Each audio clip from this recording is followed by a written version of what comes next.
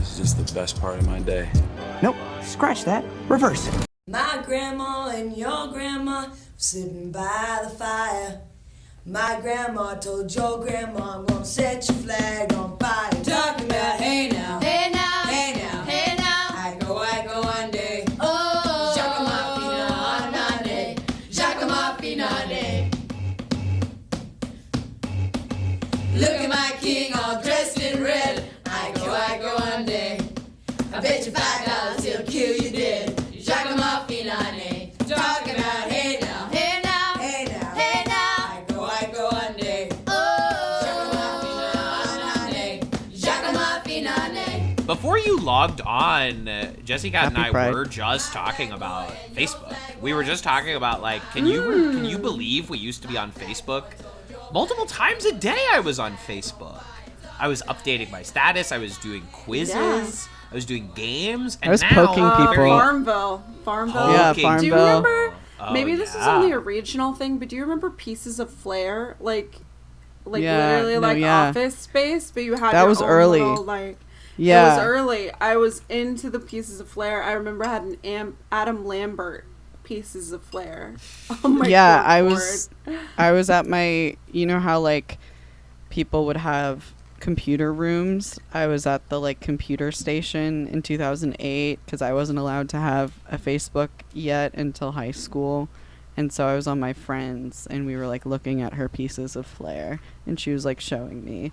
And then I remember my friend and me from high school was the one who the summer between 8th grade and 9th grade, it was the summer I got my braces off, so I was hot. And then it was also the summer that I was allowed to get Facebook. So she went through like all of the popular people she knew and started like adding them for me and was like, these are who you need to follow. Oh my god, that's a real friend. That's a true friend right there. It was really stressful because she was only adding like popular people and I was like, I don't know, what if they don't accept my friend request? And like boys who were like already on the football team and I was like, I haven't even started high school yet. Like, this is so stressful. Wait, did you not have a MySpace then? If you couldn't have a Facebook? That's too bad. I feel like you would have really thrived on MySpace. I know. Jessi like Kat. older sisters of my friends had MySpace and like I saw all of the coding that they did behind the scenes and I was just so jealous. Same with LimeWire. But I was afraid of viruses. Something worked. Something like between like the DARE program and downloading pirated films is stealing. I'm like, I don't want to do that. I was so afraid of something happening to my computer. I literally that was irreparable. I downloaded so many viruses on my family computer. I had that thing where and I would fall for the dumb ones, the like get 800 free cursors. So I would just like download those. So I had like 8 different toolbars after my regular toolbar and they would not go away. But I had 800 cursors. I had the flaming one. I had the one that was just like a sword spinning, you know. It was pretty great. Nothing made my stomach drop more than like when I accidentally clicked the wrong thing and suddenly all of the different windows started popping up. And I was like, this is end times. Like, I'm so fucked forever. I can't believe this just happened. And like being like, how do I fucking turn this computer off? Like, what did I do? At Nothing was my worse. last job, I was downloading accessibility plugins for dyslexia on Google Chrome. Oh, yeah. And I downloaded something that had some kind of malware on it because from that point on, every time I opened my computer, I would get like and then disappear. Like 3 different like rapid windows. I'm sure it was fine. I don't know. I'm sure no one was watching you. I'm sure those weren't like secret camera apps or something. I'm sure it was fine. I mean, probably not. Whatever. I should have downloaded more viruses. Yeah. All that, like, be a good kid, like, programming just, like, worked on me so... Same. Like, DARE was so effective on me for so long. I was not in, like, I was in, like, my late 20s when I was like, maybe doing drugs would be fun. Maybe smoking weed every so often would be cool. Or, I was just talking about, I've been a daily flosser forever, like truly since like the concept of floss was introduced, because they put it in me. They're like, you are gonna have problems if you don't do this, and I'm like, yeah. It's incredible that you stuck with it. That before you were even famously bisexual, that you were flossing. Like, that's crazy.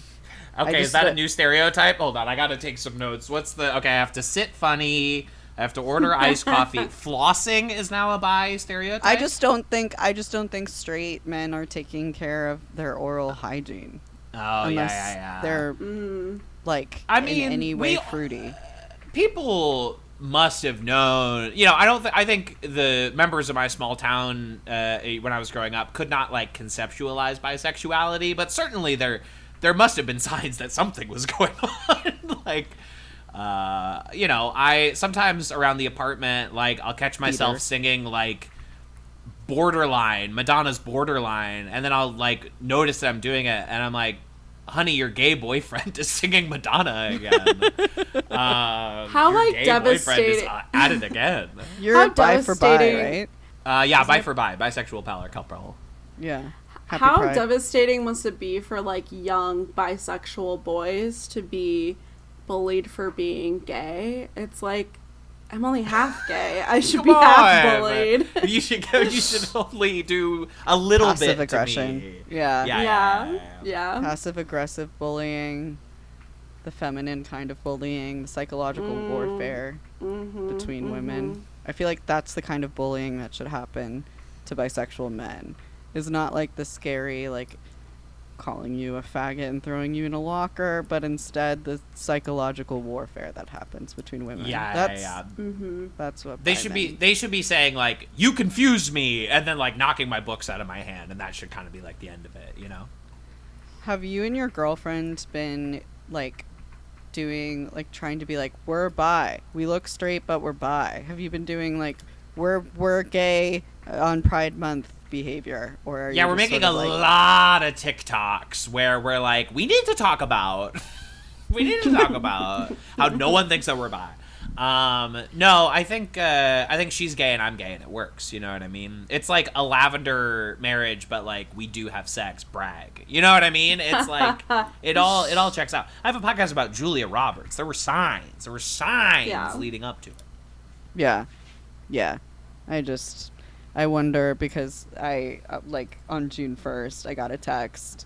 I got a couple of texts from people that like all at once, like I walked out of an improv class gay, and I had a bunch of texts that said Happy Pride, but it was only from the bi women in my life, and I was like, this is so funny, like a bunch of bi women just texted me Happy Pride, and I said this to another bi woman, and she was like, they just really want you to say it back.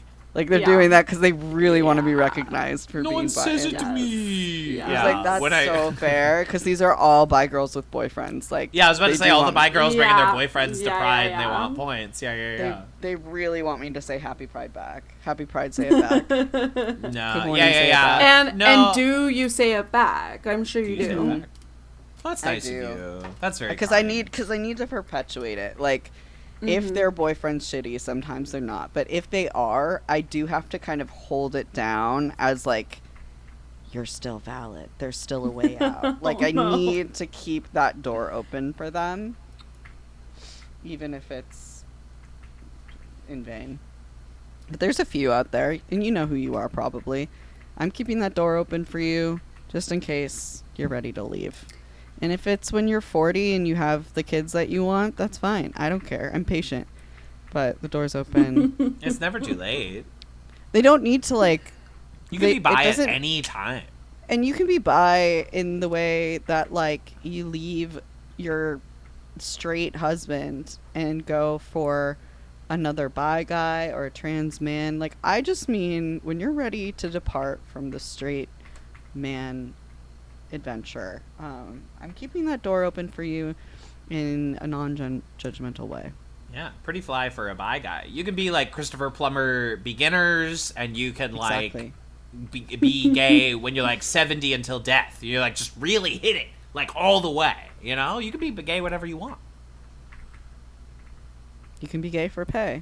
There's many ways to be gay. Yeah, you can be gay for free. Happy Pride, everyone. Happy Pride. Happy Pride. You could be gay for prey. I don't know what that would be, but Gay for prey. Yeah. gay for prey. Okay. I'm thinking praying, Isn't it usually but now the my mind- opposite? Yeah, that's what I was thinking too, was pray like to God. Yeah, that's what I was thinking. P-R-A-Y. It's like, I don't know, I wanted to talk to God about something. I'm not really struggling with gluttony or anything like that, so it's like, I'm talking to God about how I'm gay. I just want something to talk to him about. Yeah, I mean, we don't have that much in common with God. Exactly, and it's like, you have to find the comment that, sports the universal language. I found that just like knowing a cursory amount about various sports will get me through any wedding, any family event. It's like someone will lock in and just want to talk about The way the NBA world for a treated while. me the moment I started wearing a Denver Broncos hoodie was your life has chilling changed. to me. It was It's like all chilling those- to me. Yeah. It's like those stories of like, I lost 50 pounds and everyone was nicer to me. It's like I started wearing a Denver Broncos hoodie and suddenly people were giving me thumbs up in public. My pharmacist was like so relieved to have something to like small talk to me about. I could just tell. Wearing various different garments to the pharmacist until the pharmacist logs in with me. I'm trying everything. I've got the sports. I've got like the Hello Kitty. Just like, what will you lock in with me about pharmacists? I like that idea of showing up to the pharmacy with every kind of fandom and special interest and getting more niche. So like you start with Star Wars and then you go Lord of the Rings and then you go sports and then you go anime.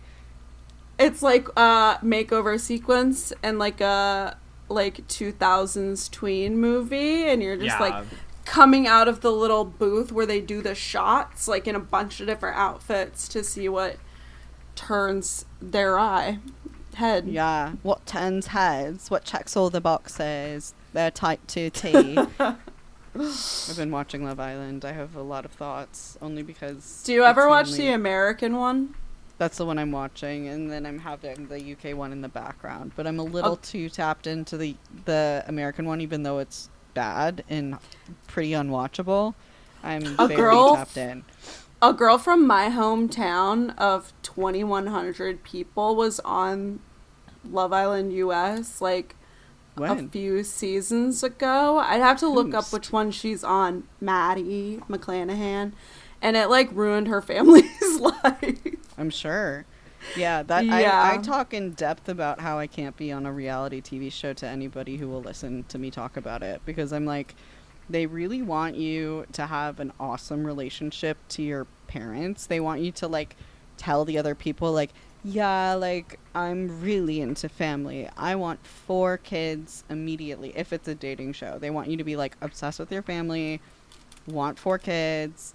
Have the parents come on FaceTime or do hometowns or meet in person. The Bachelor hometowns. It's like, what happens if you're like not talking about the family? You just like skip that? They do a little like trauma seed. They sometimes try to make it a point of contact, conflict. Like they'll try to like make that your kind of like story of like, well, I felt broken because I have a bad, like Gabby Wendy. They tried to do that with her a lot. They tried to make it like, oh, just because she had a bad relationship with her parents, but then they brought in her grandpa and everyone was obsessed with him. He became like a character. And so ideally you have like at least a parent or some sort of like parental figure that will show up. And then worst comes to worst, they'll have like the friend come in and do the like glow up of like, I've never seen you like with anyone else like this before. You're so happy. And that's like the main function of having a friend come in. And then occasionally they'll have like, if it's already sort of a villain, they'll have someone be like, I don't know if he's right for you. But that's the hardest part, I think, about reality. The idea of going on reality TV is like, you should have your parents be really, really proud of you, even though it's hard to conceptualize that you would go on reality TV with an awesome relationship to your parents to date. Yeah. Very confusing. Mm-hmm. Yeah. But they're always like obsessed. A lot of them are like, I'm dating someone who looks like my dad, or I'm dating someone who looks like my mom. So there's like an element of that too. Yeah. Maybe one of you has an answer to this logistical question about reality TV that I've always wondered about. Like if you're on Survivor, let's say, just because I'm, and you're there for like what, a month, 2 months? Yeah, yeah. How do you get that kind of time off work? lot How of them- do all these people? They're like, oh, I'm a therapist, and it's like you just took like a month off from doing therapy. Yeah, a lot of them quit their job on like the hopes that they're gonna get a bunch of brand deals on the other side Well, of it. and they get like paid, right? For Barely. They must. It's like show? it's not enough. It's might be enough for rent, but the rest of like cost of living and stuff is just like exposure, and they feed you meals and they're lodging you. But Wow. that's why they have a lot of like on The Bachelor, they have a lot of travel nurses. Like it's a lot of people in like the nursing field and travel nurses, like people who can do contract work or like people in sales. Like I feel like that's why they have a lot of people in those spaces. And like Love is Blind, I think sticks to 5 weeks. So I think like a lot of them are on the tight schedule of like 5 or 6 weeks because if they want like regular people, because that's like the max amount of time off. But Right. If you don't want 100% like semi-employed influencers as like your entire cast. yeah, but they usually source like, I would say probably like a third or a fourth are already influencers, and then that's why there's a lot of travel nurses, and then those like weird digital nomad-ish guys, and like physical trainers, and people who are like more freelancey. Did you guys ever watch Burning Love? The like Oh, amazing show! I have so Burning Love on good. DVD back there. Oh I my could pull God. that. I could that's could good bust because out it's the hard to discs. find. Is Yeah, that the exactly. satire one with the Yes. girl who was in Happy Endings and June Diane like, Raphael. Yeah, I mean, so many. Every funny person went through. Yeah, I Burning love Love Ken at some point. Marino. Yeah. Ken Marino, funniest man alive. Michael Ian Black as like the host of the Oh, show. yeah. Yeah, amazing Well, show. It was The on crazy like, thing is that it was on Bravo. Like it was on the channel where awesome. they're showing the actual reality TV. So yeah, like but it started. no one like, watched online. it. Yeah, Probably so. Yeah. I need to rewatch because I think that's what I didn't watch any reality TV until 2021, and then I went down really? like a terrible hole. Yeah, I was so averse to it because I was obsessed with that show Unreal. So I was like, oh my god, the conditions of being on this show is like inhumane and horrible. I was basically a vegan about reality TV, and then I got hooked. Once I got a thumbs up from Discord. It liked that. It liked that you were addicted I liked to reality that TV. bit. Yeah. So I was like a vegan about reality TV, and then I learned that it was a game and that like all of the contestants are basically in on it for social media at this point. Thanks for the applause. You're welcome. Wow. And it changed me. But I would watch a lot of like reality TV satire for sure. And yeah, that show Unreal was like really important to me. How do we But feel now about I'm- the jury? Like jury duty. No, the reality show The Jury. Have Don't you seen know it. this? Never The heard first of it. season has James Marsden. The idea is that Yeah, they That's jury duty. jury duty. Oh, yeah. I that. love jury duty. I'm obsessed. But it really Really? stresses me out. Yeah. I'm obsessed. I kind of think it's really fucked up, personally. It is really fucked up, Hot and I'm take. worried about the protagonist the whole time, but I think it's amazing writing. It's good writing. And you can see most of that cast at UCB at any time. They're always like out, like they're all like improvisers on the Yeah, scene, they're cuties. which is fun. That, and then the new one is couples retreat or company retreat. and Company it's retreat, really yeah. good. I don't know, man. I think it's kind of scary and Truman Showy, and like, I don't know, the first guy has reported it like fucking him up for like a while, but Yeah. Well, it would. I would be like, where's the Yeah. cameras? Yeah. forever, for the rest of the time. And like casting it would be really hard. Like casting the right person of like not knowing that you're being watched the whole time in that way. Yeah. front of that many Allegedly, people. I haven't seen Jury Duty, but they famously they did it like multiple times because it didn't work. It like they had a couple Oh. of failed attempts I don't know exactly the wonder. nature of the failure, but yeah. That was not the first time they had attempted to do the show Jury Duty. I wondered. I saw a really funny improv set about like somebody not realizing they're on jury duty and wanting to do another one, and they're like, we can't replicate it now that you know. And she's like, no, come on, like I got it this time. It was really funny. I'm gonna do better. I'm gonna look really smart, because this is, of course, Run the Julias, the only podcast brave enough to cover every single cinematic work of America's sweetheart Julia Roberts. We are one of Spotify's top 25% highest rated podcasts. I am one of your hosts, TV's Kevin Lanigan, and to me, it's all bangerang. I'm your other co-host, Jessi Kat Scott, and I also clocked that they said bangerang, and our guest and I turned to each other and was like, what does bangerang mean? I thought it was just a song. And we have a wonderful wonderful guest today. I could be the host. I'll take over. Take over. Our new host. I'm Yes. sick of all this work. And I'm your host, Suze Webb. Not on Suze socials. You won't be finding me. Cannot be found. The anonymous Suze. You want me to Your put like email- a cool vocal filter on you so it sounds like you're from like the dark web or something? Or like Julia Roberts, Yes, where your voice I is do. up Yeah, pitched. where my voice pitches up just Yeah. occasionally, but only when I'm falling down and I'm like, ew, but the rest of the time I'm normal. Yeah, that was so funny. I was like, is she actually doing that, or did they pitch her voice up to be a fairy and only sometimes? Who It can was- say? Who Much can say? to talk about, both in relation to this film and, of course, Julia Roberts' role on it. This is she and Steven Spielberg have not worked together again since this movie. And on this, allegedly on this set, Julia Roberts was given the nickname Tinker Hell. Yeah. So there's much to talk about in this regard.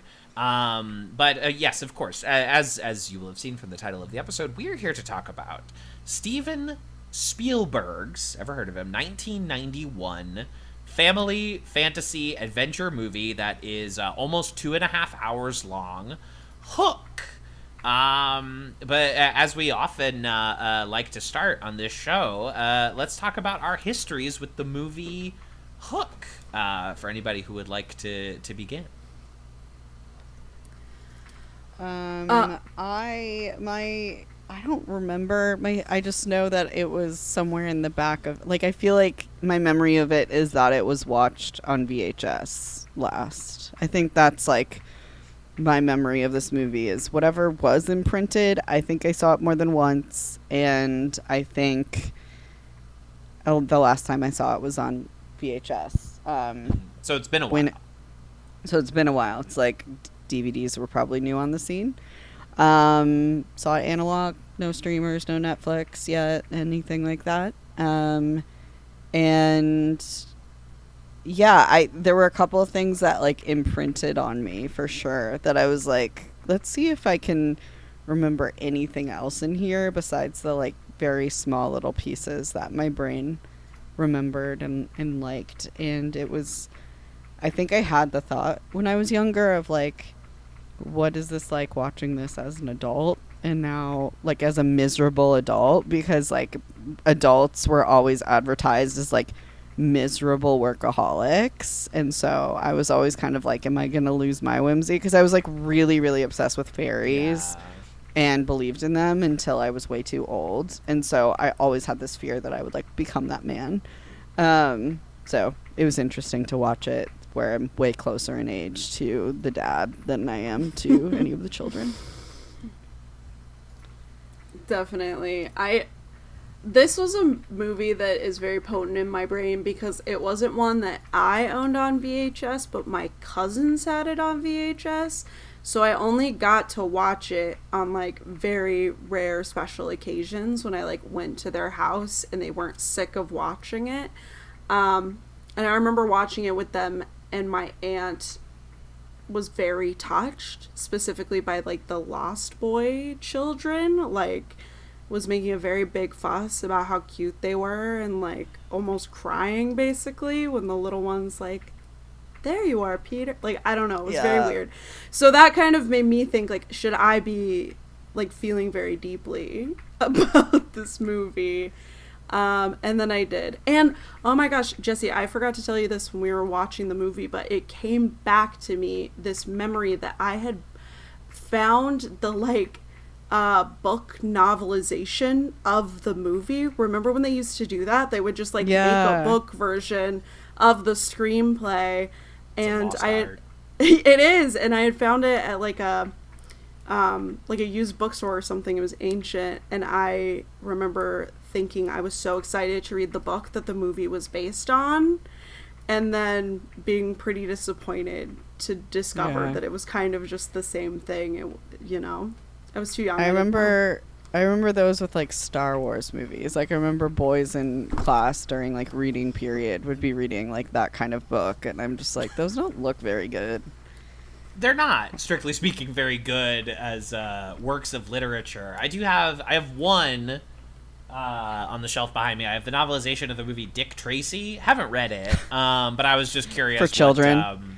What reading that would be like. Well, isn't that based on like comics? Like, yeah, but like this originally? is a novelization of the film. Now, yes, I could go back. I could read the beautiful, great old comics that ran for years and years in the newspaper. I could experience those classic stories as they were meant to be told. Or I could read the plot of the movie, but longer. Yeah. Which is Glengarry Glen Ross for children, Wolf on Wall Street for children, the novelization of... Mm-hmm. What's the one that you love? Hudsucker Proxy? Yep, for children. For sure. When I was a kid, I owned the novelization of the Super Mario Brothers movie, the one where it's like a techno dystopia. That was a good one. I wish that I hadn't, like, assumedly just like all that been donated I would to actually Goodwill. Really love to know how they would put into words what I saw watching exactly that what's going movie. on there. You know, like how are they interpreting that visual medium? Can't wait. Maybe I could track it down. All right. Well, time to do one of my favorite segments on the show. Go to eBay and see what stuff costs. Hell yeah. Mario Bros. Novelization. While I'm looking this up, I'll say this was my first time seeing Hook. I had never seen it before. Oh, wow. I've always wondered, people have said that they don't like it if they didn't grow up with it. Is that true? Not to spoil my perspective coming into this episode. Yeah, I didn't like this. I didn't like this movie very much. I had a pretty actively bad and boring time watching it. Wow, the Super Mario Brothers novelization is going for $100 on eBay.com. I could have been rich. I could have been a rich man if I'd held on to it.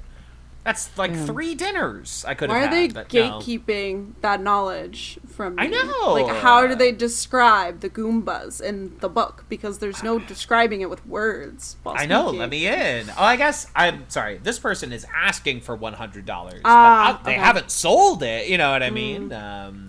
Let's see if I can lowball them. I'm gonna message the seller. Let me see. I saw a Spirit Stallion of the Cimarron crew hat on eBay the other day. Oh my god! It was such like $400, but I love crew merch. I was just browsing, you know. I gotta really take advantage of being within the Facebook Market radius of crew merch. It's like I live in LA. True. I should keep eyes on this crew merch because it's all over the place. I just sent Wacky Walrus Books a message on eBay.com where I said, I'll give you 10. So we'll see how they react to a 1/10 the asking price. I'm negotiating. Much like Robin Williams' character would do. There it is. Yes. In the movie Hook. This is such a 90s thing of like the dad who is glued to his like early self. It's like, you know, the corporate Reagan 80s going into the 90s, where the 90s I feel like was putting a little more emphasis on like kids being at the center of the story. So it's like we can't quite get rid of this Reagan 80s businessman type, but we have to now chide him because he's never around. You know, I feel like Liar Liar, like that's what that movie was about, you know, and I guess that's two examples, but that's two examples. Well, That's why I resonated with it, because one of the like tiny kernels that my brain remembered was like his cell phone being thrown in the snow, and as a kid being like, I wish my dad would throw his BlackBerry in the snow. Like I really like associated like old Peter with my dad watching the movie as a kid, so that's what like stuck, because I had like the like angry like workaholic dad that kept being like, my word is my bond, and it never coming through, always breaking promises about showing up to stuff, being on his phone during like recitals or whatever. So that really stuck with me as a kid, and I remember viscerally. Would you have let Hook be your dad? Let Hook, like when he was trying to recruit? Yeah, would you let Hook adopt you? I was definitely impressionable enough as a kid to be recruited into any sort of psychological or like cult adjacent thing. I was like I think I was very susceptible to being like, oh, you're vulnerable? Okay, come into this like horrible dynamic. Like, yeah, I think you could play to my emotion. I was a pretty sensitive kid, so you could, as an adult, play to my emotion. I know this just based on the adults that were already around me playing psychological warfare. I think I was pretty susceptible to it. It wasn't until I was a late teen that I started learning what a boundary was with an adult. I thought you had to just like do whatever adults made you do. I like gave no pushback. Hence, being afraid of MySpace. Sort of afraid of any authority figure like getting me in trouble and sending me to jail. I fantasize about tantrums like against authority figures. I put myself in timeout. I viscerally remember being on a play date, doing something wrong, and being like, hey, I did something wrong. I'm going to go put myself in timeout before you even get to it. Going up to my boss like, I know I messed up. Before you even say it, I'm going to go in the corner for 30 minutes. I'm going to look at it. You gotta kill the cop in your head, you know? Yeah. That came later, but I would put myself in a dunce hat for sure, metaphorically.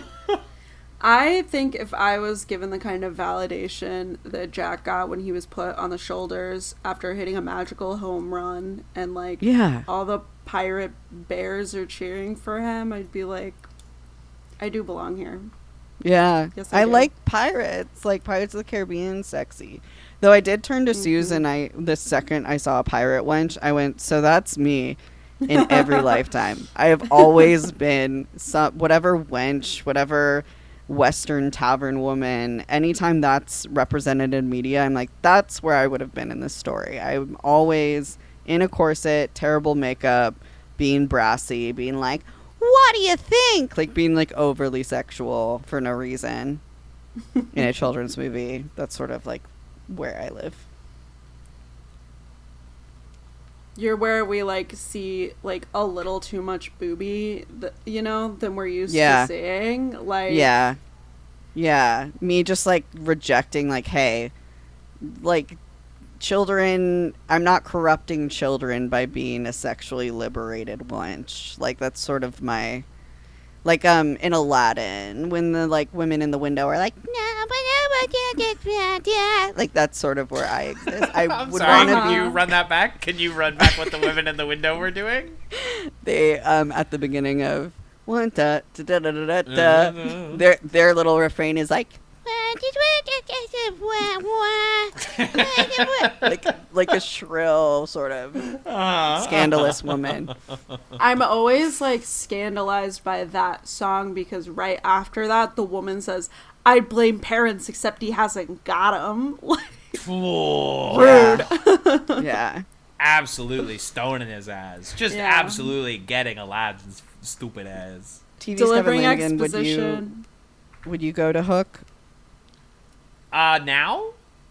No, now 100. I mean, no, he's a much better kid. hang than as a kid. Yeah, for sure. Peter, huge issue with the movie, I would say, and I understand it is the lesson he learns across the course of the film. Peter, bad hang.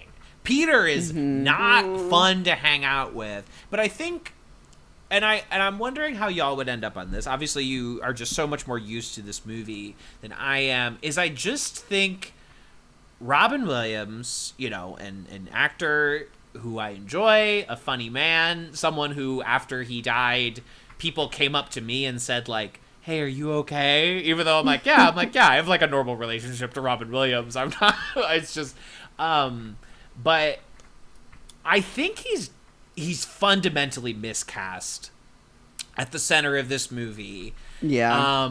Yeah. Who are you putting? I think, so I don't have an answer to that. I just think the tension of the film is, will Robin Williams learn how to be funny?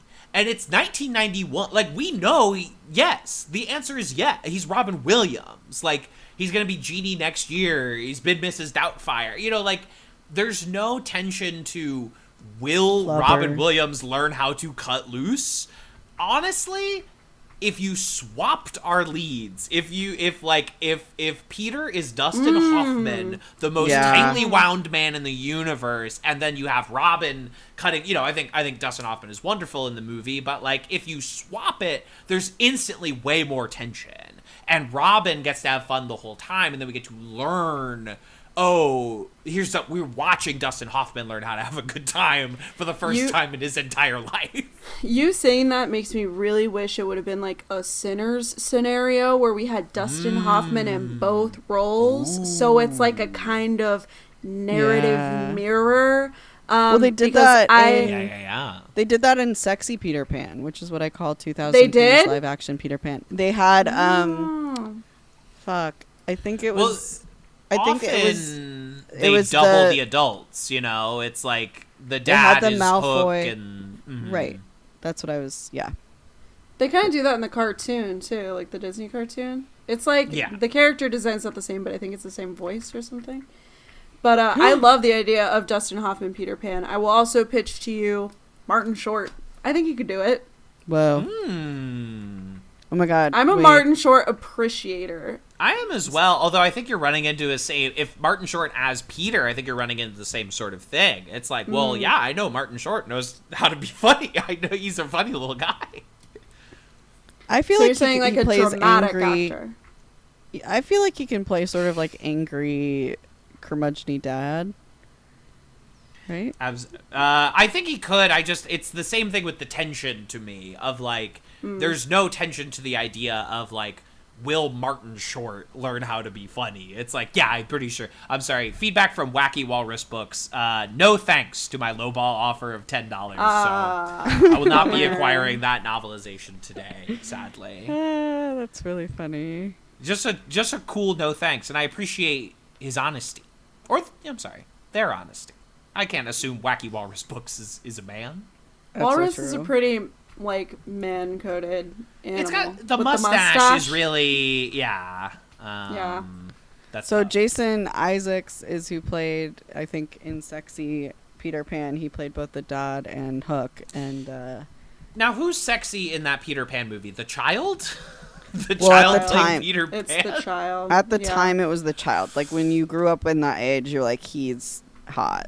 Yeah, like, I know that was a major awakening for a lot of people, was that really very yellow Peter Pan. The hair, and I feel like very golden skin. He was very tan, yeah. Very tan. I will say, on the subject, Rufio, like, lit up my heart as a young child.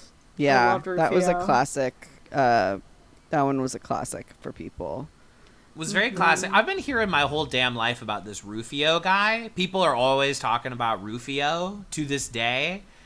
I think my problem with Rufio is he has such a cool entrance. Like, is just like rides in on that sick like windsurfer on rails, you know, just like that ultimate like kid castle kind of fantasy.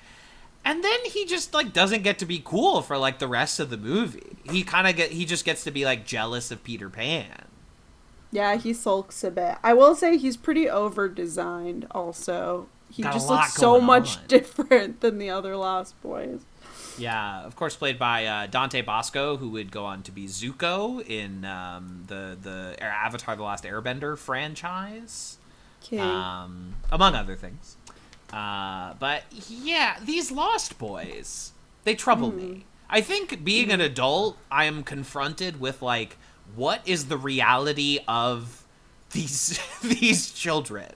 who, like, all the kids have, like, a different theming. Like, there's the one who's, like, a little greaser kid. There's the one who looks like a newsie. Like, there's all these different... There's the one child that they are constantly fat-shaming.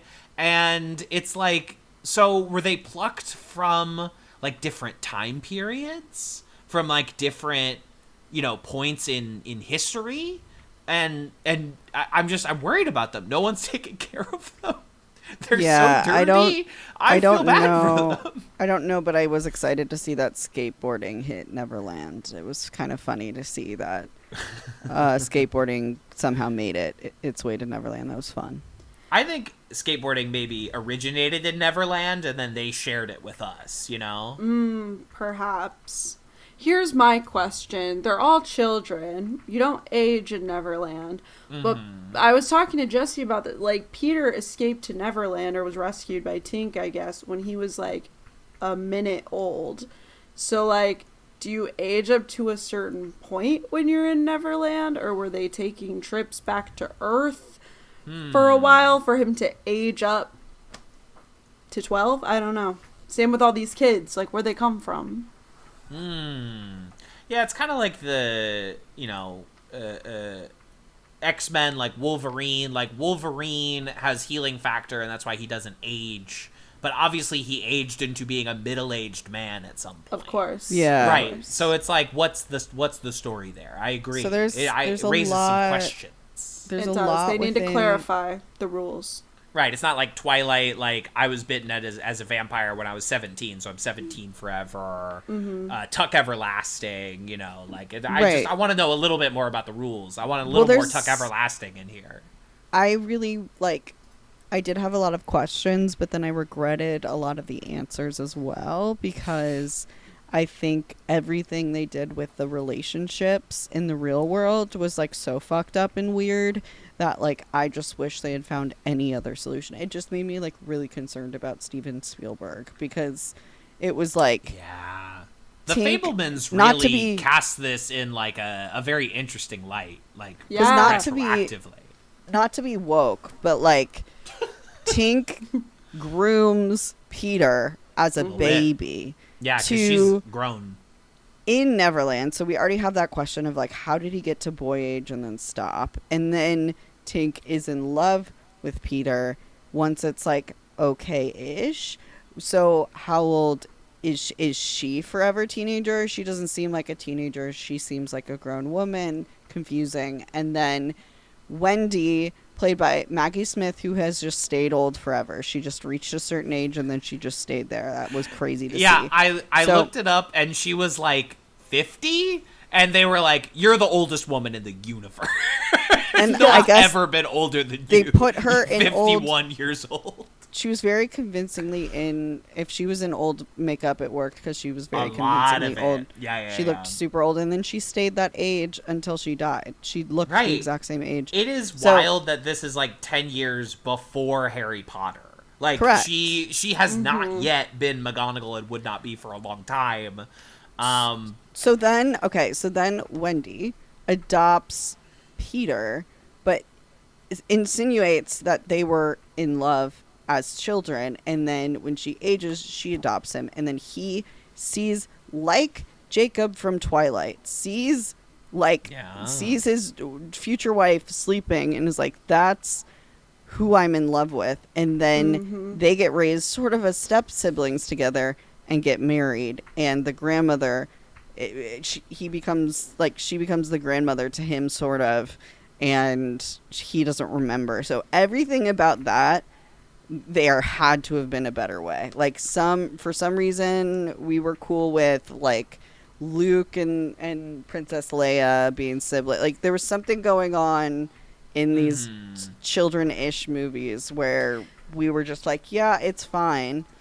And there had to have been another way around this. I don't know. When you frame it all like that, it's, like, so freaky to think that Tinkerbell, like, just stopped when he was 12. Like, Not to that be was- woke, but yeah. That was her choice.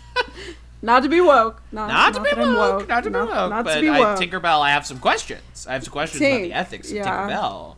Yeah, it's so complicated what they came up. Like, I can't imagine being a screenwriter in the early 90s getting the assignment of, like, do a legasequel to Peter Pan, and this being what I came up with. Like, Peter Absolutely is back, not. he's an old businessman, and like you said, like, all the weird stuff with, like, Wendy and the kids. I don't understand any of it. The old man character who is also there, he really Toodles. I didn't like that. I didn't like how much of his dementia was played for comedic effect. I didn't care for that. Not to be too woke, but it's. I like that he flew away at the end, and that's just Yeah. like kind of where we end the movie. Roll I mean, credits. like he's flying. the thing is like Peter and the kids have had some time to sit with magic and sort of all of that, but like the wife has never seen this, and to her like great uncle just flew out the window and we're smiling. Right. I mean, her whole family was kidnapped out of their home by pirates from the sky, and we don't ever check in with her about how she feels about this. Yeah. A really, really important moment that I then remembered an hour later and giggled was, this is so important to me, Glenn Close in drag Yes, for Huge. one scene with very few Huge. lines. I'm obsessed with her. I'm obsessed. She's very established at this point, and she took this role. How did it get on the table? Why? What was the impetus? How did this happen? I'm obsessed, and I need answers. Okay, I just typed in why is Glenn Sure, Close in answer. Cook, and it's according to Google AI, it's because director Steven Spielberg asked her to be. Oh, But So thank you, Google AI. but there's so much more there. There's so much more. Yeah, I guess so, because it's not like, I don't feel like Spielberg and Glenn Close were really like known collaborators at that point. I wonder. she looked hot too. She was looking kind of hot. She She was was looking looking a a little hot. little. Who did she look? She looks like someone who I cannot place, but looking like somebody. And that's what I got for you. Is that she looks like so. She looks like somebody. That's She looks like that's for somebody. fucking sure. She looks a little bit. I look at her and I think about like Dalmatians. I don't know. I'm not. Very strange. No one has a good answer about this. Is what I'm saying. No one knows. Yeah. My very thorough research that I'm doing right now. No one seems to have a good answer about this. And then Julia Roberts and Glenn Close later are together in the worst Julia Roberts movie ever, Mary Riley, and that's Damn so straight. funny. Damn straight. What year was that? 1996. 6. Yeah. Yeah. So it's like 5 years later. I mean, Julia's in like a totally different stage of her career at that point. Because this is like Julia. So this is hot early. off the presses. This is like Yeah. Pretty Woman and the Oscar nomination are literally like the year prior. That's a 1990 movie. And she's an instant megawatt star coming out of that movie. And she does Sleeping with the Enemy this year as well. And then this weird role. I mean, I guess like you're the new ingenue, you're the hot young thing, and Steven Spielberg is like, go be in my movie, and you're like, sure, no questions asked. And I guess maybe this is as good a segue as any to start talking about the Julia Roberts of it all in the movie Hook. I love the world that she was in. Putting aside all of the weird, I have to just ignore the relationship dynamics that they decided clearly for plot. Whatever. I loved her bad pixie cut wig. That was cute. I loved every little environment they put her in. The little dollhouse with like the weird sexy doll that was already in there.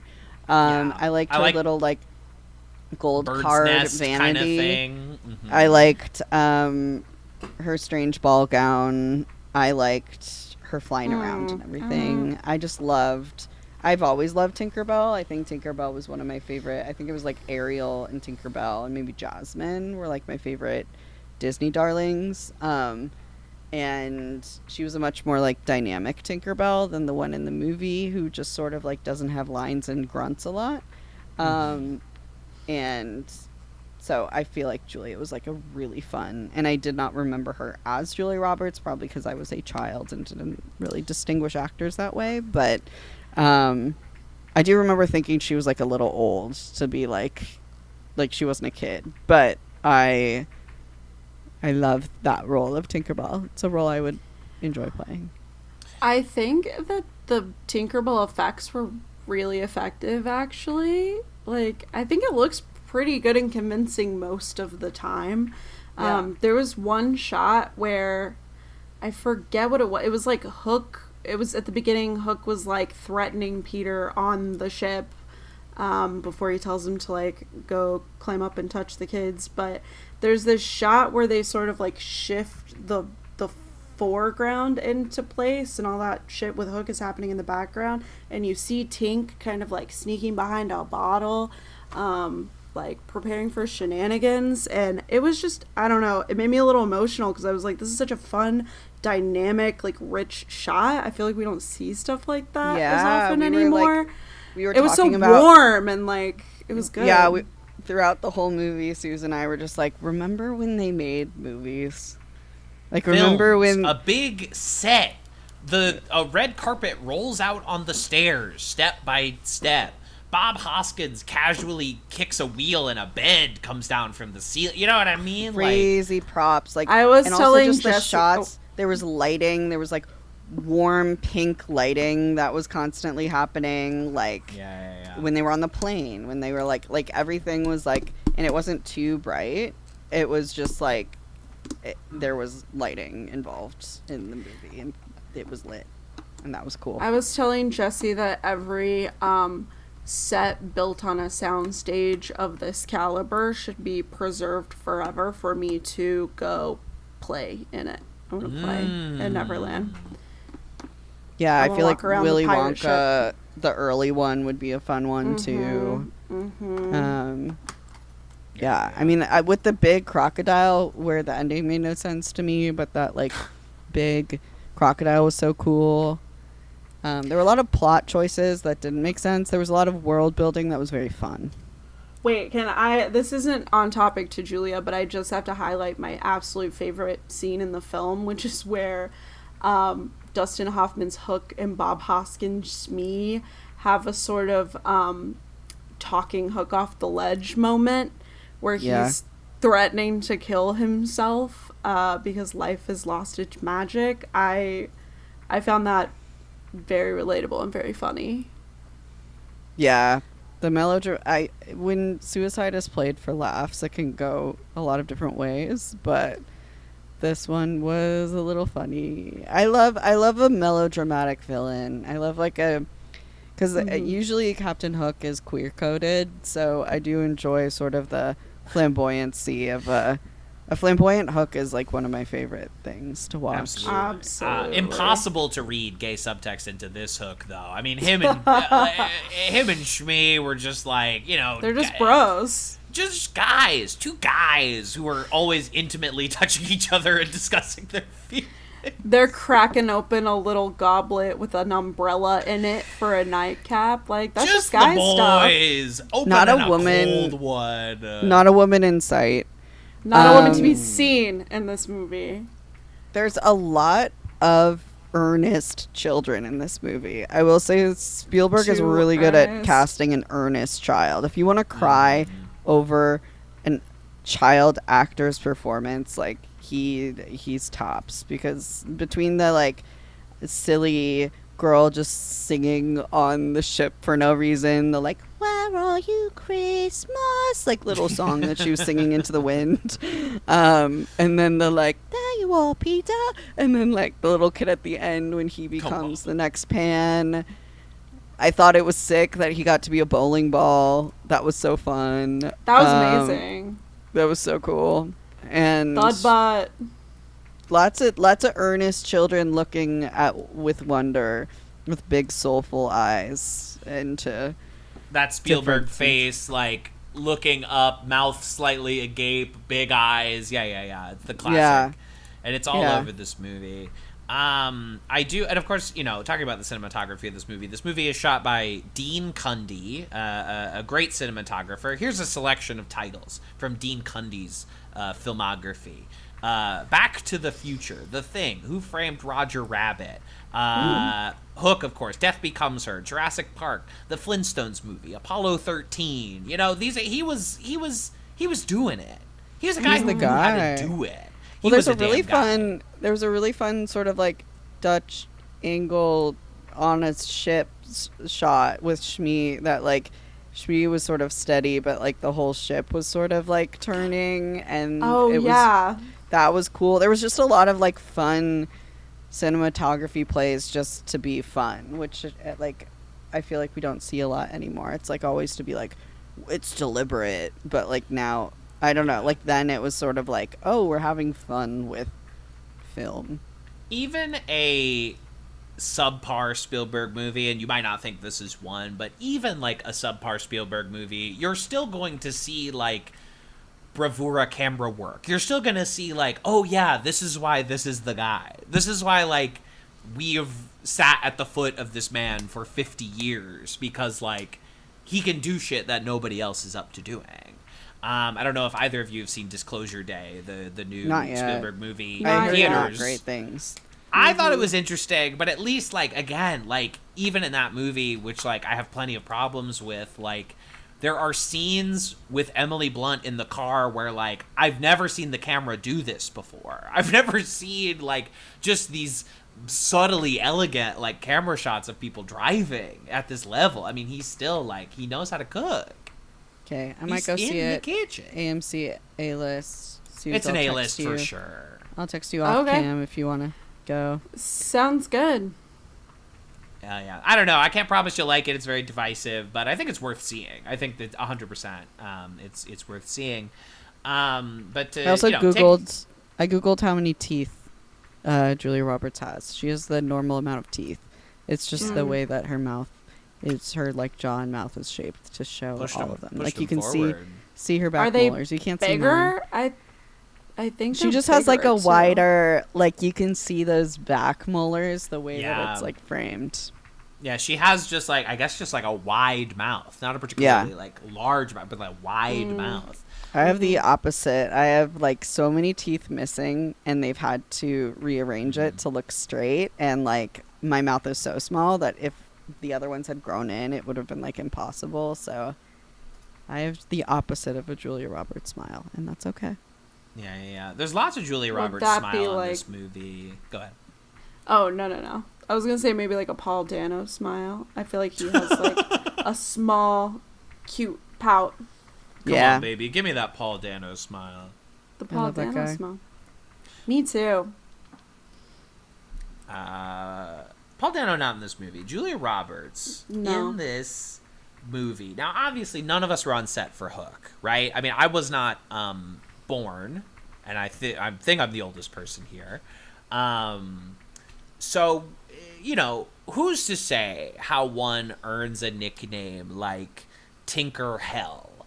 And now, obviously, this is a Julia Roberts podcast. So in most situations, we are entering on the side of Julia Roberts. I did a lot of poking around about this. No one has really gone on the record about anything. Julia, not strictly speaking, always quote unquote the easiest person to work with, but I am just inherently skeptical anytime we talk about how difficult a woman was on a film set, especially a film set that also contained Dustin Hoffman, the most difficult man on planet Earth. Oh, really? Notoriously really difficult, also like a pervert or whatever. Just like Dustin Hoffman, not a good guy, not a nice guy. And, but, Julia Roberts, like, I will say this is a brand new star, someone at a very, like, it can all happen or it can all fall apart, like, point in her career, signing on to this movie, and, like, she has, like, no scenes with another human being. Like, signing on to this big new movie, and you are just, like, in front of a green screen for weeks, or, like, in these miniature sets where you're talking to no one, a process that like actors have found frustrating anytime they are talking against like a special effect that is not there. Notoriously a really difficult thing to do. Wearing like stupid outfits and having to pretend that you're, and then getting Nickelodeon slimed at one point. And I just think maybe this was not an incredibly easy thing to do, and maybe a woman stood up for herself on a film set, and that has given her a bad reputation for 30 years. Again, I wasn't there, but this would be my mount. I mean, this, and if I'm, you know, I feel like if so you're much like cable work, like if so you're much like wire a work. Oscar darling, but you're so young, like she's like early 20s, but Oscar darling, and she's kind of rising. Well, Steven Spielberg is the standard of best director at the time, and if it's just the two of you on set and then an all-male crew, and you're supposed to be holding your own as like Oscar nom, and you're up against Steven Spielberg, and you just have to do his process. So whatever his process was, like, she has to do it, and it is alone. Like, I can see how, like, if you didn't like it or didn't feel comfortable, there was no space to be like, I don't like this thing. And I would throw a little fit too if I was 22 and some man was like bossing me around and was just like, I'm Steven Spielberg. And I don't know what he's like, but because other people have said like he's a delight in his process and whatever, but I feel like I would need someone else besides like a crew that's been there for 15 hours. Like, I would need somebody to like be in the same situation as me. I mean, she isn't good in this movie, and that's not, she's a good actor. I'm not saying that to, like, ding her. I'm like, if she's not acting well, I don't think that's her fault entirely, Like, a good director can pull really good work out of Julia Roberts. Yeah. I also don't know how this lines up with her, like, leaving Kiefer Sutherland at the altar, like, I am a villain in the press thing, the way that like all of this compounds, and like the way, hey, if I was going through a divorce, I probably would not be like an amazing hang on the film set. If I was like being hoisted up in wires all day long, I would not be amazing. Maybe she just had enough of Lost Boys. I would. Kiefer Sutherland. Lost Boys. Wow. Hold on. Yeah, thanks Sorry, for the clap. Thanks for the clap. Give you the, Yes, let's get There it is. Thank you. I wonder if this reads. I wonder if this makes its way, if Craig brings this into... Craig would bring it in, but it's not, the sound effects I'm using would not show up in cast. So I might insert them in post. Speaking of audio, am I getting a lag? There's often a lag, which makes it sound like we're always overlapping each other, but I think TV's Kevin Lanigan does his best to make it sound like we're listening to each other. So, thank you. Awesome. Yeah. Yeah, that's the issue sometimes with all the different remote, is it's so much easier with us all having different mics and headphones and whatever, but the deficit is that we can cut each other off and overlap because of the lag. But that's going to always be the case if we're a bi-coastal pod, which we are. Until you move back to New York, greatest city in the world. Well... socialist utopia, New York City, greatest city in the world. I know, it is having its renaissance now that I'm gone, but it looks fun from afar. I'm happy for you guys. I'm happy for you out there. Thank and if you. I get into law school, I will be visiting, but we gotta wait and see. What if I turn into lawyer Peter Pan? Just grumpy lawyer Peter Pan screaming, my $3 billion deal. I guess don't have kids to take it out of, because damn, that was scary when he actually yelled at Jack. Like, that actual snap, I was like, they went there. Are you planning to get into corporate merger law? Is that the silo that you're looking at? I would like to avoid mergers. I would like to be on the mergers and side. acquisitions. I would like to be on the side of like supporting artists and creative property to protect them from mergers, but who knows? I know I have to go into big law to pay off the debts for at least 2 years, so TBD. But ideally not big scary mergers and big angry. Also, his office was silly. He had a little silly office environment that we saw the snapshot of. Yeah, that was bizarre. They're doing like a tonally TGI very strange. Fridays like goodbye song is what I remember. It was very odd. Is the idea to show how he feels free to like play in the office? Like they're doing the thing with the phone holsters and like little rhymes to each other. So I don't know the intention behind that. It was pretty strange. I don't know. Were they just worried that it was going to be like too boring at the beginning? So they're like, we need to put in like some comedy. I don't understand the intention Probably behind that at all. they're probably like, well, Robin's not Robin Williams isn't funny during this portion, and people are seeing this because he's funny, so we need it to be funny so people aren't pissed like the first act of the movie is my guess, because he's not like being comedic, but they still like need to keep that. I don't know.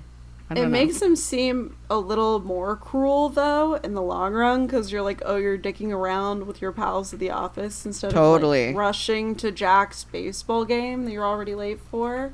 Yeah. I would say make sense. It taking a solid 30 minutes to get to Neverland, I found that tough. I found that challenging. I feel like we could have lost one of the 100 scenes where he's not showing up for his family. Do you know what I feel like we maybe could have cut like a couple of those out. I liked the lead up. Where I thought it got a little fatty was the Lost Boys shit. I was like, there's too much of this we're doing, and they're just kind of cringe too. Jesse was saying this, not to out you about this, Jesse, but they have a big problem with the crowing I get the ick. I get the of ick being by Peter the Pan. crowing in Peter Pan. I get a big ick whenever anybody is big ick. Don't know why. Don't like That's it. interesting. Yeah, you do not like a facsimile of a bird sound effect. And then me, well, I just don't like that. I hate it. And also, Suze and I hate food fights. We realized. Yes. Oh, yeah, you wouldn't like these Lost Boys movies. at all. Well, first off, they don't allow women in, so yeah. It's too messy. It's too messy. I get stressed out, and I even get stressed out in movies where they're like destroying a room or an office or something. I'm like, that's like my like good kid. I'm like, this is gonna take so much to clean up. Who's gonna clean this up? I'm like, do I have to clean it up? Somehow I feel like I'm the one that's gonna have to clean that up, and I'm like, I don't want to clean it up. Also, food is just gross. Like, I don't like it. I like it on the plate, but yeah, in any other context, I don't want to find it. The food, I do not want to find anywhere other than where it's supposed to be. Exactly. I hear you on that. Yeah, and like, I don't know, I'm that kid that didn't like their foods to touch at all. So like, seeing that many foods touching so many other foods and so many other things, it just, as a kid, it really, put me on edge. The imaginary food was like perfect for an eating disorder. To be like, well, just imagine it really hard. Just like, it's there if you imagine hard enough. That would be very easy to fake. I mean, I tried that in high school. Right, exactly. Like putting flavors on ice or whatever. Salt on ice. Because it's imaginary, is there no food? Is there no cleanup? Is that the way it works? Yeah, do they just like stop imagining it and it goes away? Because in that case, the stakes are a little less high. Yeah. It's kind of nice. Yeah. They really fat shamed him a lot, which was crazy because it was a very body diverse group of Lost Boys. But this was an era where they just loved fat shaming leads of anything. But you know what? I thought Thudbutt was like pretty much in his power the whole time, despite being called Thudbutt and being comically rolled into a giant bowling ball. But I found him an empowering, fat, representative character. Yeah, he was iconic. He became the next Peter Pan. He's the next. I want to see that movie. Me Where's too. the Thud Butt leader of the Lost Boys? We should do a follow-up where where Thud Butt becomes like old and then has to Legasequel. return to Yeah. be Thud Butt returns to Neverland. It's gonna be awesome. Thud Butt's like a crypto bro. That like Yeah. Oh, you know, it's the like, what's exact the same mo- thing. what's the modern equivalent of like Crypto Bro feels right. Tech yeah. startup. Tesla. Tech startup? Yeah. How do we feel about the Julia Roberts dress moment? Because I walked away quite confused about why Also she was in confused. it. I didn't really understand what was going on there. Is it just that she wears iconic dresses in the film? Is it like, oh, you like that when it was in Pretty Woman, we're gonna do it again? Oh, I didn't even think of Maybe. I don't know. I'm making that up. that. Wow, she does that in Steel Magnolias too, which I just rewatched. We like to see her in a dress. We like to see her in a dress for sure. We like a dress reveal moment, I guess. Oh, a moment I found hysterical was after Peter gets pushed into the ocean and starts making out with mermaids. Tink is like all upset, but then Peter is able to get out and find himself at the Lost Boys hideout, and Tinkerbell is there just taking a nap. Like, Yeah. like from her perspective, he just sank into the ocean and died, and she's like, okay. Even though she's like Well, in see love ya. with him. Yeah. yeah, time for a And nap she's in my not clock jealous. house. She's not jealous that he made out with mermaids who looked fantastic. The glitter was Ugh. awesome. They Their were look looking was good. amazing. My 3 Love 'em. girlfriends, and yes, they smoke weed. They were sick as fuck. Kind of the Dream Blunt rotation. Yeah, 3 mermaids under the sea. It'd be hard to light it. Yeah. But yeah, the dress scene was quite odd to me, and her love confession was also quite odd. I guess we needed sort of a romance plot without it being allowed because he was married. Yeah, then like I guess I don't want this, but like if we must, like bring the wife along. Like maybe it's about them like rekindling their spark. Yeah. No, scratch that. Write that off. That's bad. That's not good. Just to have like the wife be just sort of like woefully at the window at the end was a flop for me. Also, I loved the ageless dog. I loved that Nana never dies. Oh, Nana. Nana lives for 50 years. You know Nana what? is That is forever. kind of weird that we never get like a cut to Earth with like Wendy and Moira. Like we never in once. Toodles, we never once see what's going on with them, how distraught they are. Like No. I feel like there Especially could have been a because nice like Maggie little Smith moment. really owns that section of the movie. Like she is throwing like 95-mile-an-hour fastballs in like She a little league dominates. game. She is smoking dominates. She's over so the good. plate. It's unbelievable. I guess she's like a Yeah. good actor or whatever, and that's why we know who she is. I guess. I guess she was like really good at doing acting. She did like Shakespeare before this, and she's like, okay, yeah, I could be fucking Wendy from Peter Pan. Well, that's the same with like Bob Hoskins too. Apparently, he's like a legendary stage actor, but I only Speaking knew of him from Mario. Who Framed Roger Rabbit and Mario. Speaking of damn Mario. What a legend! Absolute king. Smee. Absolute king. I love Smee. Smee's a Smee great held guy. it down. Yeah. Smee's a great character acting role.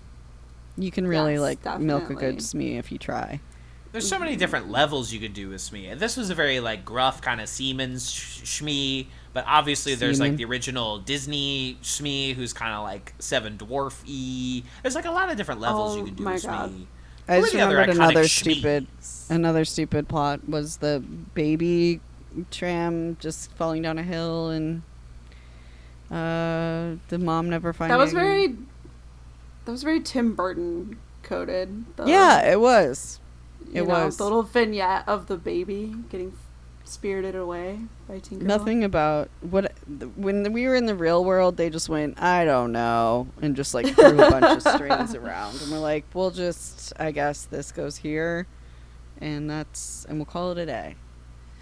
I gotta say, I think the most thrilling moment in the movie is the abduction of the kids, and when the windows are billowing and the score is just popping, and then they get to the house and there's the hook scratch all over. That was great. Love that. I was like, that's so much enchantment and mystery and intrigue. I was so there for that. I love being in the captain's quarters too. I love Hook's room. I love that whole set, and everything that's ever going on in there was awesome. It was more fun to me than whatever the Lost Boys were up to usually. I was not into the Lost Boys this watch. Yeah. Yeah, there's also there's this tossed away comment made, and I understand I'm watching a cartoon movie for children, but at one point the Shmi tosses out to Captain Hook that Captain Hook has been massacring the Native Americans in Neverland for a period. Yeah. He's doing a Custer-style genocide of the Native American and population. The children. And the children, right? And children. He's killing Native Americans and children. But he's a funny gay man, so we forgive him for his suspiciously crimes. has left the mermaids alone. So because he knows they I slay. don't know. He knows they slay. They're friends. Absolutely, they can live. Boots down. So did the crocodile die? Did I miss that? The crocodile was was already dead, and then was created into this taxidermy statue to symbolize its death, and then somehow the crocodile still eats Hook. And it felt very it felt kind of like a Jaws homage, because the way that the shark is held up. Oh yeah. In Jaws felt very similar to the crocodile, so I feel like it was sort of a Spielberg homage. That was chilling to me as a kid, that the crocodile was somehow still alive.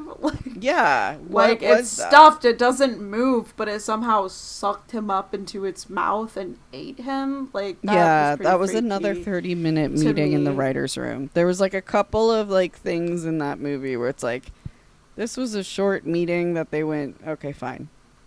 And was we'll just a little yeah, we know. Whatever. But that stuff I can look past, though, because I do like that idea that Hook kills the croc, and now he's so bored with his listless life because he doesn't have a purpose, because he lives in utopia forever. So he wants to kill himself just to get out of it. So he has to resurrect his old rival. Yeah, exactly. He's so despondent that he's I want to pick a fight, and that's why he kept being no, I want you to be war ready. I want a full ass fight, which was funny. I like that he's a gentleman's pirate. He's always talking about good form. Mm-hmm. That's fun for me. I think that's a charming trait. Yeah, I like a light in the loafers, sort of a, what is it called? A dandy? What? Yeah, dandy. Yeah. Oh, here's a question. So, Tink seems to have, little to no affiliation with Rufio. Even though Rufio's the new Peter Pan or whatever, she doesn't seem to really give a shit about any of the other Lost Boys at all.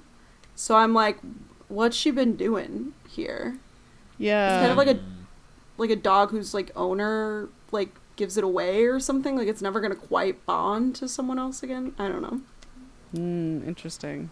Yeah, I got nothing for you. I think this is a very long movie, but I think it still leaves a lot of the questions that it leaves unanswered are very strange to me. I don't feel like I'm stepping into an incredibly lived-in world. I feel it's just kind of we're showing up and then stuff is happening, but I'm not feeling the texture of Nether, what is their day-to-day life, what are their interpersonal relationships. I know Rufio's the lead or whatever but it doesn't, I'm not feeling what is it exactly that they do here? what are we getting up to? Yeah, it's a little ghostly. It's the sort of liminal space of the Lost Boys is confusing, to which I feel they just sort of avoid it as much as possible. Yeah, that's sort of I think the rest of my brain cells on Hook. Yeah, I think I'm hooked out. I think that's what I was literally Googling Captain Hook, and I'm like, who else is taking a crack at this? You know, it's been a while. We haven't gotten a lot of Hook representation recently. Of course, we all remember when Jude Law played him in Peter Pan and Wendy just a few years ago. We all remember. Oh, how many few years ago? 2 or 3? Went right to Disney Plus. Oh my god, I'm sure. It's from the director of The Green Knight, David Lowery, who I generally like. That's a good movie. Yeah, The Green Knight slaps. Yeah, he did Mother Mary this year as well. Like a great, wonderful director. But yeah, for whatever reason, they're like, please dump this movie as anonymously as possible. That's too bad. I agree. They got Jude Law to play Captain Hook. I'm looking at a picture of it now, and he looks like Jason Isaacs. He looks like Malfoy's dad. Well, Jason Isaacs is in the sexy one. Right. It looks like the sexy one. That's your least woke comment. Correct. Is continuing to call that one the sexy one. It is the sexy one, because as you get older, he becomes more sexy. Like Jason Isaacs becomes more sexy. I see. You've segued over. Okay. Once you age out of Jeremy, once you age out of Jeremy, you start to find Jason Isaacs sexy. You start to go, wait, there's something about Malfoy's dad in this role that's sort of like hot. And then by the time White Lotus comes around, you're like, and he's still hot. He's so hot. He's a hot man. The way that like Floop is hot now, you know, like Floop scary now. Oh my god! Now I don't know. Alan coming. That was a bisexual awakening movie for me for sure. I thought every single person in that movie was hot. Yeah. Wait, what? Which movie is Jude Law, Captain Hook? Which Peter Pan? Peter Pan and Wendy. Oh yeah, they tried to bury that movie because it was so bad. Is it bad? It was. That's what I heard. I don't know. I mean, it's a Disney Plus original film, so I missed it. I didn't get around to that one actually. I think my sibling was like loosely involved in something on development with it and was like, it's bad. But there was like 2. It might have been the one that was Pan. There was one that was just Pan, and it was not about pansexuals. It was like Peter Pan, but it was like of course. Well, it was Pan, and it was Captain Hook is the hero of Pan. Hugh Jackman plays Blackbeard in that film, which features 2 musical numbers. One of which is Nirvana's "Smells Like Teen Spirit," performed by Hugh Jackman and his army of children, notably distinct from the Lost Boys. Got it. Yeah, maybe I'm going to go watch all Peter Pan iterations and decide what the penultimate is, which I think will be Sexy Peter Pan, because that score is also so good. I bet Carter Burwell. The original Disney animated movie, racist as hell, but, it's got some good, good songs in there. It's that good, but it's like, it's not like some of the other ones where it's just like, it is a little pretty racist, and that's hard. Like, Peter Pan is so racist, it makes it difficult. Like, there's a whole song. Well, in Pan, we persist, nevertheless. In Pan, bravely. Tiger Lily is played by Rooney Mara, which feels like the last possible moment you could have gotten away with that. I was gonna say, in these posters, she looks very Yost. It's it's kind of a Yossified like Native American depiction. It's tough. She's a very pale for a woman named Tiger Lily. Jude Law looks gross in this. Much worse than D Hoff. They're really going for like a thin-haired. Pan appears to have 2 Cara Delevingnes. I don't know what that's all about. Oh, mermaids plural, of course. Well, there you go. Okay, maybe I'll watch. Yeah, maybe it's time to throw on Pan. maybe it's maybe bonus episode about Pan. I haven't seen the movie, but I've seen mermaids? I've seen the Smells Like Teen Spirit number a bunch of times on YouTube, but it's never compelled me to watch the whole movie. It's of course a Joe Wright film. I love Joe Wright. Atonement and Pride and Prejudice, and which one he's a is king. this? Anna Karenina. That is Pan, 2015, where Oh, Rooney Mara plays okay. Tiger Lily. A lot of great I directors taking cracks love at the old Joe Peter Wright. Pan mythos. Yeah.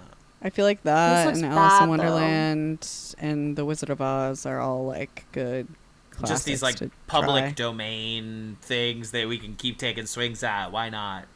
This Yeah, poster and- for Pan is kind of giving Train Spotting. Yeah, it was like weirdly like dark, whatever. It's when like everyone was trying to do like a dark take on blah blah blah. Also, a famous factoid about Peter Pan that the name Wendy was invented for Peter Pan. It was not a name before. Yep, J.M. Barrie had a child in his life that he knew, which is a through line that Suze and I were talking about. Like all of these children authors like had like not their kids, but like kids that they were like inspired by. It really freaks Yeah, I me mean, out. we've all seen Finding Neverland. Right. Good movie. Is it? But Wendy was inspired by like a 5-year-old that would call J.M. Barrie friend Fwendy, and then Fwendy Wendy, and then he created the name Wendy, which allegedly didn't exist until then. Wouldn't Like, you know it's it? normal to have child friends if they're like your close friends' kids, right?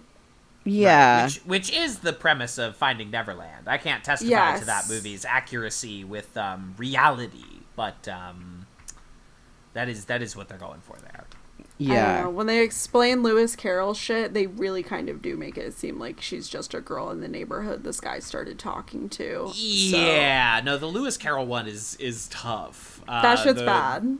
Yeah, that one not is so good. It was a different time. Not to be too woke, but Lewis Carroll shouldn't have done that. Not to be too woke, but I agree with you. Thank you. That's the thing Just- about Run the Julias. It's always like not to be too woke, but Not to be too woke, but this thing from the past was really bad. If I could just be woke for a minute, do you mind? If I might step up on my woke box for a second and enumerate the ways in which this thing from the past was not great. and with that wraps my thoughts. Yeah, on I'm about tapped on that. So God bless. Like everybody says, if you don't watch it when you're a kid, it's really not going to hit you. Unfortunately, sorry to this man. This man Yeah. named Steven Spielberg. But if you remember very little about Hook, but you did see it as a kid, it might hit like it did for me. There were things that I struggled as an adult to make sense of in terms of plot, but very much enjoyed for watching as a movie and the nostalgia of it. There's a lot of fun stuff to look at. It's a nice movie to see most of the time. There's like tons of fun sets and Yeah. costumes and things if you're into that sort of thing. I just I wish there was like a totally different story and narrative and cast of characters. Totally. Yeah, it's definitely got some fun stuff to enjoy if you like me, just like sort of pondering the million decisions that went into making something really, really weird for no reason. Yeah. The score is banging. Some of the cinematography is tight. Dustin Hoffman, I'm sorry, is stunning. Like, he's so good. So if you want not to be too woke, fuck Dustin Hoffman. What a dickhead. But he's really, really good in this movie. So hopefully you enjoy. What are you gonna do? Sometimes bad people make good art. What are you gonna do? I don't know. Life is complicated and full of it's a nebulous web. Yeah. His eyelash extensions. Yeah. Oh, there was also definitely, I guess, a final thought is there was definitely some glam on Robin Williams at the end to make him look younger. There was like beautiful eyelashes and rosy cheeks and like a nice filter. Like he just looked really. There was something going on with makeup happening with Robin Williams, and that was kind of funny. And there you have it. And that has been Run the Julias about Hook. Jessi Kat and our guest Suze. Anything to plug? Anything you want the people to know about? If you are on the admissions team of University of California Irvine campus, I am on your wait list right now, and I've sent you a couple of letters about my continued interest. I just want to say I'm spending every single work week day refreshing my emails, checking my phones to make sure I don't miss your call. And I'm ready when you are. You know that, but just if you wanted to hear it from my voice, I'm on private on Instagram until you finally accept me, and then I can kind of return to plugging things. I otherwise have nothing to plug, and I'm open to employment as I'm in a purgatory of hell. And I will see you at the next Friend the Julias. That's it for me. And I'm Suze Webb. I'm a freelance animator and illustrator. I'll do logos, concept art, pitch packets, furry porn, whatever you want. You could just email me at suzewebart@gmail.com. And that's all. Oh, and someone see Testament of Anne Lee and then email me so we could talk about it. I've seen it. Because I loved that movie. What Was it is your good? email? I'll email you. Okay.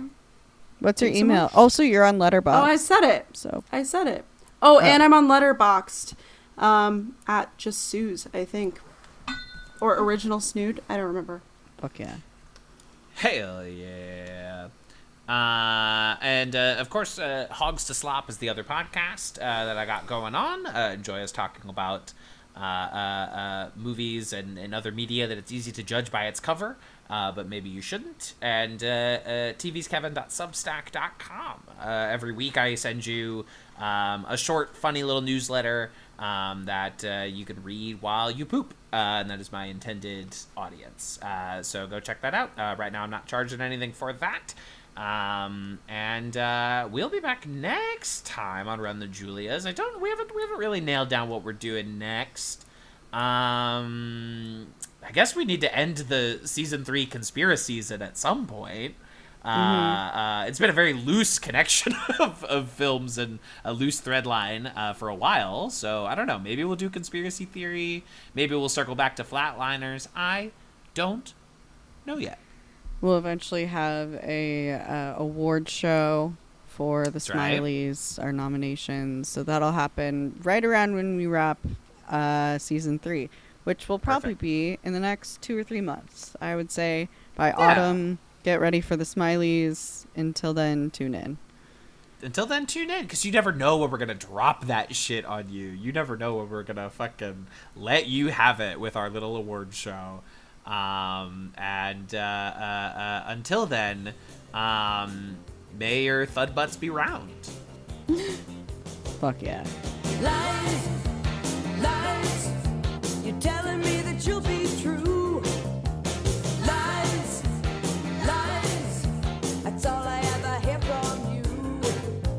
Tears, tears, I shed a million tears for you. Tears, tears, and now you're loving someone new. Someday I'm gonna be happy, but I don't know when just now. Lies, lies, you're breaking my heart. Tastes like you, but sweeter. Please tell your friends about this show. That was quite a show, very entertaining. I want to live! This has been a Talkback Podcast.